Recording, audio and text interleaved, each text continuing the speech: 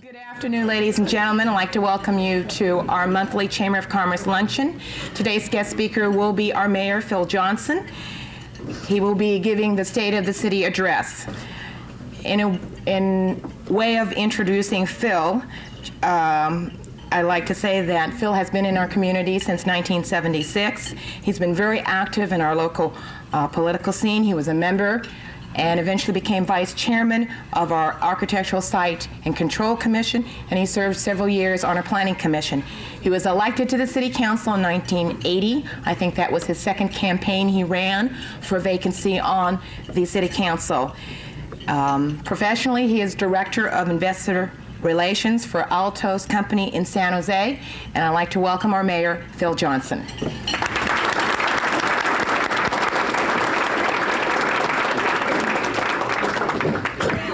Thank you, Nicole. The last time I was in this room was about 4 years ago, and there were 14 of us at the time, and we were all running for City Council. Now, I got to tell you that this time I feel a lot better, and the company at the head table has improved remarkably.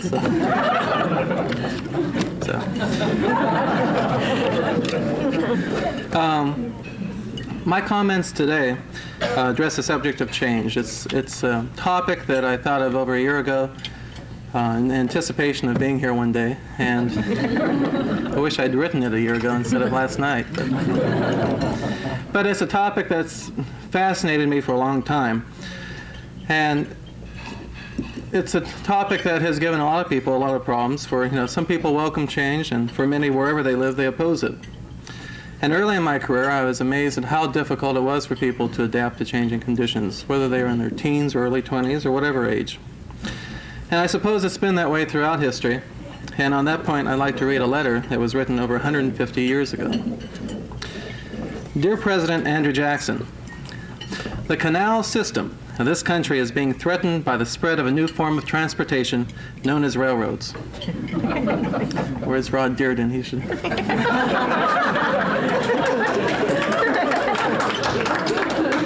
The federal government must preserve the canals for the following reasons. Number one, as canal boats are supplanted by railroads, serious unemployment will result. Captains, cooks, drivers, repairmen, and lock tenders will be left without a means of livelihood, not to mention the numerous farmers now employed in growing hay for the horses. Two, boat builders will suffer, and tow line and whip and harness makers would be left destitute. Three, canal boats are absolutely essential to the defense of the United States. In the event of the expected trouble with England, the Erie Canal would be the only means by which we would move the supplies so vital to waging modern warfare. As you know, Mr. President, railroad carriages are pulled at the enormous speed of 15 miles per hour by engines which, in endangering the life and limbs of passengers, roar and snort their way through the countryside, setting fire to crops, scaring the livestock, and frightening women and children. The Almighty certainly never intended that people should move at such breakneck speeds.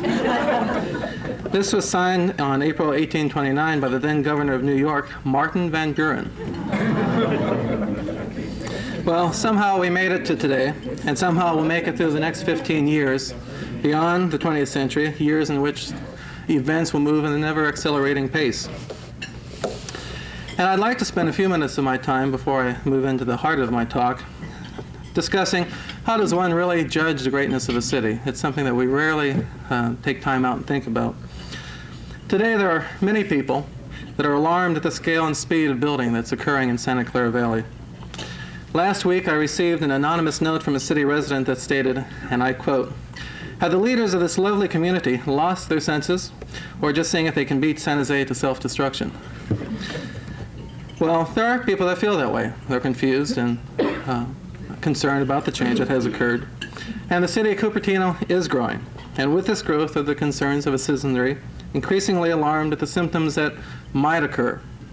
The traffic, the pollution, the potential ugliness, the soaring rates that can occur, and the increased crime that sometimes comes along with change.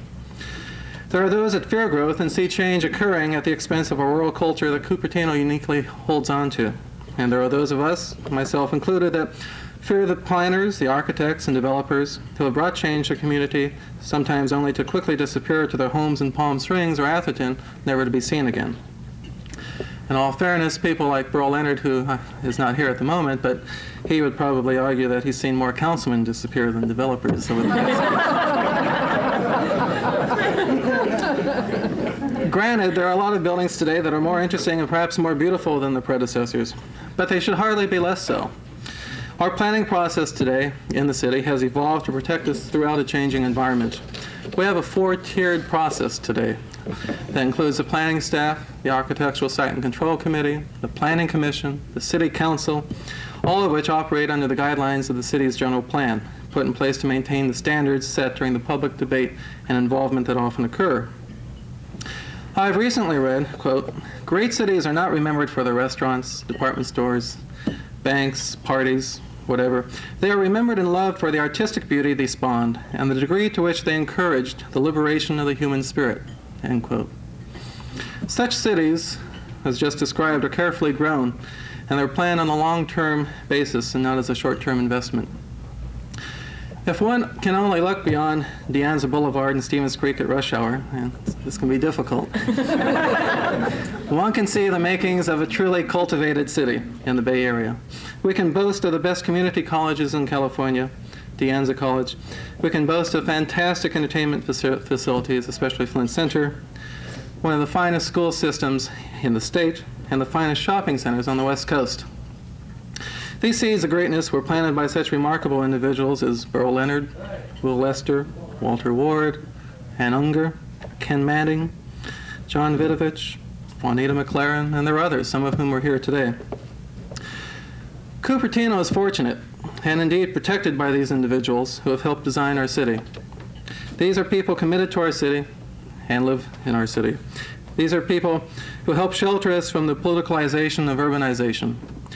And from these people, while change does occur and other people come and go, these people are with us on a constant basis. The changing nature of a city must constantly be appraised and the natural characteristics defined. Shifts in the emphasis of the urban economy and in the service and the functions it performs requires adjustments in the living habits of the people, the land use, and the transportation, if they are to continue as favorable environments in which to live and in which to work. Our strongest assets are those of you gathered here in this room today who have been deeply involved and concerned with our community. The general plan of the city reflects your concerns, your involvement, and it becomes a guide for the future growth and development of the community. The greatness of Cupertino will be determined by the coordinated efforts in the future of the City Council, the planning staff, Chamber of Commerce, combined with the enlightened and enthusiastic support of all of our citizens. In terms of recent changes, I thought it would be helpful to review what has occurred. Time passes by so quickly that the most valuable contribution of a State of Anything address is to serve as a reminder of where we've been and where we've gone during the last year. Briefly, the following represents a list of perhaps our accomplishments, depending upon your frame of reference, or actions that have been initiated over the last year. And these are not in order of importance, by the way. First, Seven Springs Ranch, the largest housing development project in years, over 10 years in fact, which will provide over 400 top quality residential units. There's concern over the traffic this will generate, and it's my hope, and I'm convinced that the council and the planning staff has put in the proper measures to ensure that the traffic will be adequately handled by the time the project is completed. Civic Center, a fairly new development. We have recently approved the remodeling of City Hall and the expansion of the library. Both are projects which are long overdue. And the nice thing about this is that they're projects that could be rapidly completed within an 18 to 24-month time frame. The Rental Housing Committee report. The City Council has accepted and will begin implementation of a report prepared by this committee that will establish an information and referral service as well as a volunteer mediation process designed many, if not all, of the rental housing issues that we have in this city. Town Center, an exciting project that will provide over 600,000 square feet of terraced office space, residential units, a 240-unit hotel, and best of all, 6 acres of open space, including a plaza and an amphitheater. We've also recently approved and are moving towards a smoking ordinance following upon the action of many cities in northern and southern California. The council has agreed to draft and to approve an ordinance that restricts smoking in public places and the workplace. Valco Park. Important for everybody to understand that a major reason for Cupertino's economic success today is Valco Park, and they have received approval for a major multi-use complex that will include a first-class hotel so badly needed in this area. And finally, Measure A. This was an overwhelming success in Cupertino and certainly in the county in general. Cupertino, I believe, stands to gain the most from Measure A, the half-cent sales tax for road improvements, which will ensure the completion of 85. Looking forward, it also pays to think about what the major issues are going to be for 85. And the city staff can relax, there are no promises here. As we guide Cupertino in the future, these are the issues that I think that we will be facing immediately. Not to reiterate, but Measure A, again, is an ongoing concern. It was passed at the ballot box, a major success, but it's going to require all of our support and efforts to ensure that the planning process for 85 moves along quickly and smoothly, with cooperation from Saratoga, Los Gatos, and San Jose, to name but a few. The Chamber has played a very key role in this Measure A so far, and will continue to do so in the future. But we need all of your help because it's not going to be easy. It's important to keep in mind that Cupertino is growing up as well as out. And at the Council, we have attempted to take into consideration projected traffic and the costs necessary in order to maintain present traffic levels are being borne by additional development. However, outside of our city, it becomes increasingly difficult to predict and control traffic as it moves in and out of our city. Only 85, in my opinion, is going to help when it comes to this. So we need your help to get the entire community, everyone, involved and in support of 85 as we move along. Another issue that we'll be facing, Mariani development. Mariani has proposed several possible projects for its property which involve a mixed use of residential and office. Currently, the general plan only allows for residential in this area. Post office, something that everybody in this room can relate to. Our current post office is inadequate in size, the parking is horrendous, and we're currently working with our federal representatives to clear the way for a new post office, and we're currently investigating possible sites within the city that would be feasible. Community center. During the next year, I expect that the council will select a site and begin work on a community center. We have made the decision not to locate it in the Civic Center, but rather in one of our major community parks. Both the Jollyman School site and the Memorial Park are possibilities with the current emphasis on the Jollyman School. Neighborhood traffic, something that we've been faced with. It's not going to go away. It will continue to be a major issue. It's whether or not we solve it is not going to be possible without the help of everybody in this community. An increasing amount of frustration is felt by the people in the local neighborhoods as commuters seek, and we all know how smart they are, but as they seek shortcuts through our city, it's becoming increasingly difficult on different neighborhoods or different pockets. And as I found out over the last few years, there aren't, and there never are, any perfect solutions. Fortunately, we've been very lucky to be able to get the participation of the residents themselves with the council and other people involved in tandem with the city council to explore possible relief valves. But it's going to be a problem that's going to continue to be with us for some time. Solid waste collection and disposal, while the controversial subject has died down, perhaps gone away for a while, it is still important to educate and inform our people of a potential problem that we will still face in the future. It hasn't gone away. Most importantly, there are actions today that we can take to help alleviate a future problem.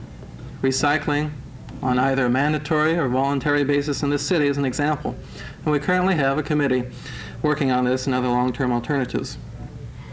Another issue that I'm starting to hear more frequently. Is there too much office in this town? Are we currently building too much? Can the local economy support the amount of planned expansion? Are we sacrificing housing in favor of office? These are questions that we're going to be hearing with increasing frequency over the next few years.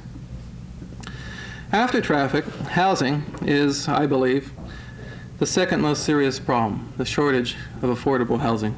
At a minimum, I feel that we must protect the residential units that we have planned for in the general plan and not yield to the tremendous pressure that we're going to be facing to change what we have planned for into office or even compromise into mixed-use arrangements. And communication. It's crucial that as we move forward and as we go through change that we keep the channels of communication open. Last year, one of the major themes of Mayor Plenge's address was communication, and it was one of his top priorities, and it should continue to remain so. The challenge facing local governments today is to focus on the public's awareness or lack of awareness on the workings and on the business of City Hall. I think we can confront the future through a campaign to increase the public's knowledge of local government. And in order to do this, two recent additions to our communication process have been, number one, Channel 30, our own government channel on United Cable TV, which has been performing an excellent job of covering city meetings and in providing a show entitled Cupertino Insight. And its overall charter is to bring about a better public awareness as to what the public bureaucracy is doing. And also the city, and you recently met her, Kathy Blackburn, the city has recently approved the addition of a community services officer that will be on board in several weeks that will further the lines of communication between City Hall and all citizens and businesses. The city for the future. Guiding Cupertino into the future requires creative leadership in local government. Effective local government depends not so much on the administrative processes that we use, but on the spirit of what we are. We can all have MBAs, we can all use personal computers from IBM or other sources. We can have the best general plan in the state and still make a flop of local government. Good government is impossible without thinking creatively about our problems and the challenges that we face. My experience has shown that most technical problems between the city and applicants for projects can be solved or a compromise reached. The most important thing for us all to remember is that development impacts people. We sometimes lose sight of this. And we have to ask ourselves, what is it that people want most in life that live here in our community? So remember, regardless of what side of the fence that you happen to be on, local government exists in order to maximize the values of the people who live in this community. Often City Hall is viewed by developers and businesses as determined to destroy their well laid out and expensive plans. Citizens see us bent on destroying the community that they moved into 20 years ago. And it's time that we stop thinking about City Hall as a necessary evil. And I think as we move forward in the future, we need to look at City Hall, developers, businesses, citizens, and others as partners who are trying to achieve a common good for the community. Those of us in city government should also remember that private economic life makes government financially possible in the first place, and in Cupertino's case has made it one of the healthiest cities in the Bay Area. And all of us should also remember that civic clubs, churches, volunteers, and dedicated citizens do more to create a community than all the mayors and council members put together that we've ever had. Well, all of us are involved in creating tomorrow, and all of us need to work together to create the kind of community we want to continue to build. Our challenge is to prove to each citizen that we can work together in a partnership in order to guarantee a high standard of living in the future. All of us will be involved in making the choices necessary for efficient and for creative growth. The good news is that cities still have choices. There are important forces at work that are making cities change, that are making Cupertino change, and while we cannot change our location in life, we can change what we do and how we do it. I happen to believe that City Hall has been very responsive to our aesthetics, and we are preserving, and I believe that we're improving the attractive features of our city. However, the majority of the responsibility is often within the province of private enterprise, whether it's 50% or 60%, I don't know the number. But controlling the quality of life, my point is that the quality of life cannot be controlled by local ordinances alone. It depends on the high standards that are set by the people in this room who bring their projects and ideas to the table. And as we move forward, your support for key issues becomes increasingly critical. Issues that concern the community in general, such as a hotel or Highway 85. I hope to see all of you actively participating in the future. In the final analysis, the aesthetic quality of a city is a measure of the values that all of you have assigned to this city. I've been fortunate over the past few years to be able to visit a few of the beautiful cities in Europe, And it has struck me that cities such as Venice, Italy, was built originally to be beautiful, and it has aged extremely well as a result. And it's my hope that long after I have left the council, that it can be said that we put into place the mechanisms to allow change to occur in an orderly and in a smooth fashion, and that Cupertino remains a beautiful community which can grow old gracefully. Thank you.